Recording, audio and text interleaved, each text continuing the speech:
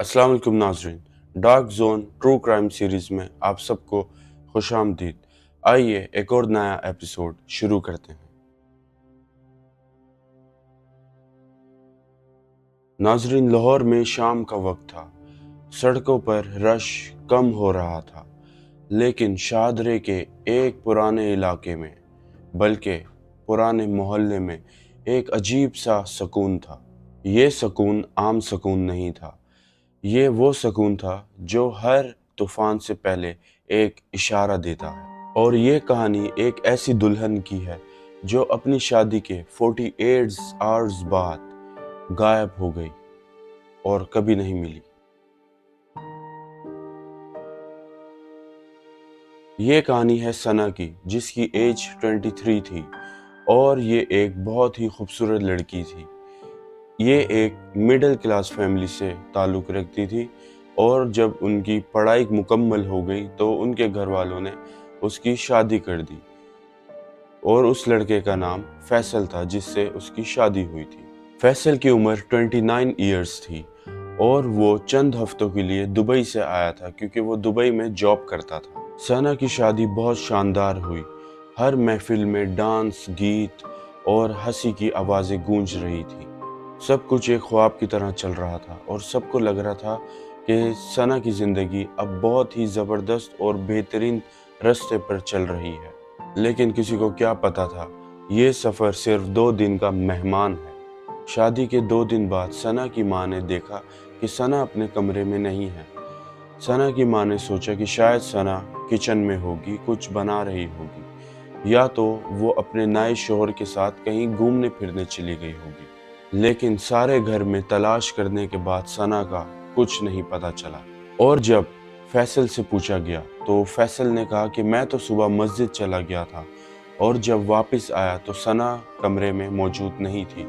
हो सकता है कि सना अपने वालिदैन से मिलने चली गई हो। लेकिन जब सना के वालिदैन से पूछा गया तो उन्होंने कहा कि सना तो घर ही नहीं आई। फैमिली ने सोचा कि शायद सना अपनी मर्जी से चली गई हो, लेकिन सना का मोबाइल फ़ोन घर पर ही पड़ा था। उसका पर्स, आईडी कार्ड, कपड़े सब कुछ घर पे था। तो घर वालों ने सोचा कि शायद सना कहीं दूर जाने का इरादा नहीं रखती थी। लेकिन आखिर सना गई कहाँ? जब मोहल्ले वालों से पूछा गया तो उन्होंने कहा कि सुबह उन्होंने एक सफ़ेद गाड़ी देखी जिसमें एक औरत और 2 मर्द थे और वो मोहल्ले से बाहर निकल रही थी। लेकिन हैरानी की बात तो ये है कि किसी ने भी गाड़ी का नंबर नोट नहीं किया। गुमशुदगी की रिपोर्ट सबसे पहले शाहदरे पुलिस स्टेशन में दर्ज हुई, जहां के एसएचओ इरफान मलिक थे। और इरफान मलिक के शक के दायरे में सबसे पहले फैसल आया, क्योंकि फैसल का बयान कुछ अजीब ही लग रहा था। बिना किसी इमोशनल रिएक्शन के सना का गायब होना फैसल के लिए ज़्यादा ताज्जुब की बात नहीं थी, क्योंकि उसके लुक से, उसके बिहेवियर से पुलिस वालों को कुछ ऐसा ही लग रहा था। तो फिर क्या था? इन्वेस्टिगेटर्स ने फैसल का फ़ोन चेक किया और पता लगाया कि एक अननोन नंबर था उसके अंदर, और वो अननोन नंबर से कॉल्स बहुत ज़्यादा आ रही थी फैसल के फ़ोन पर, शादी की रात और शादी के अगले दिन। और नाज़रीन, क्या था, जब वो नंबर ट्रेस किया गया तो वो नंबर एक लड़की का था जिसका नाम आयशा था और वो फैसल की पुरानी गर्लफ्रेंड थी। नाज़रीन, इन्वेस्टिगेटर्स ने पता लगाया कि फैसल और आयशा दोनों 5 साल से एक रिलेशनशिप में थे, लेकिन फैमिली के प्रेशर में आने से फैसल ने सना के साथ शादी कर ली थी। फैसल की जब सना से शादी हुई तो ये आयशा को बिल्कुल भी पसंद नहीं आया। फैसल के दोस्तों से पूछा तो फैसल के दोस्तों ने कहा पुलिस वालों को कि फैसल अक्सर कहा करता था कि यार, मैं सना को ज़्यादा दिन तक झेल नहीं पाऊंगा। पुलिस ने फैसल को कस्टडी में ले लिया और जब ज़्यादा एविडेंस फैसल के खिलाफ बढ़ने लगे तो फैसल ने आखिरकार झूठ का सहारा छोड़ दिया और उसने सच बोल ही दिया। फैसल ने अपने बयान में कहा कि शादी के दूसरे दिन मैं रात को आयशा से मिला और सना को भी अपने साथ ले गया था, सना को ये कह के कि हम लेट नाइट ड्राइव पर जा रहे हैं। फैसल ने बताया कि शादरे के बाईपास के पास वो लोग रुक गए اور عائشہ اور ثنا آپس میں بات کرنے لگے اور ان دونوں کی بحث ہو گئی۔ تو تب ثنا نے فیصل سے پوچھا کہ یہ لڑکی کون ہے؟ تو فیصل نے کہا کہ اس کو اس وقت بہت زیادہ غصہ آ گیا تھا۔ فیصل نے کہا کہ اس نے ثنا کو زور سے دھکا دیا اور وہ وہیں زمین پر گر گئی۔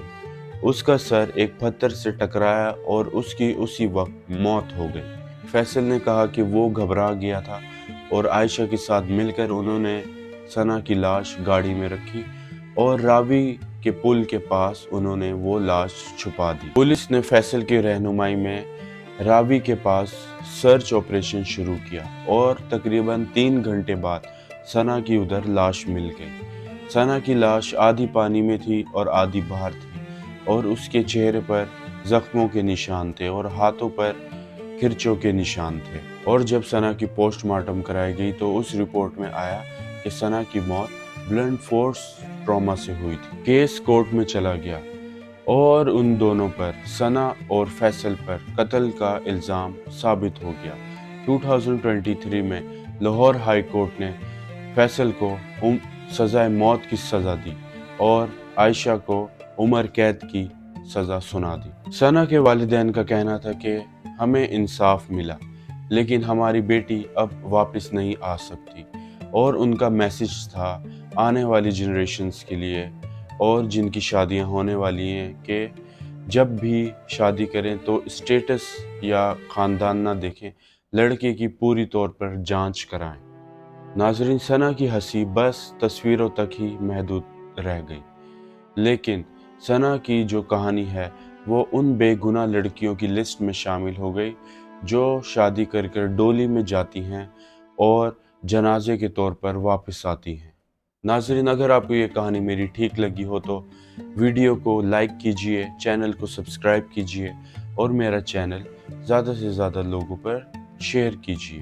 اگر آپ چاہتے ہیں کہ میں آپ کی کہی ہوئی کوئی کہانی سناؤں تو اس کا ٹائٹل آپ کمنٹ باکس میں لکھ سکتے ہیں۔ پھر آؤں گا میں دوبارہ ایک اور ٹرو کرائم سٹوری کے ساتھ۔ تب تک کے لیے اپنا خیال رکھیے اور مجھے دیجیے اجازت۔ اللہ حافظ۔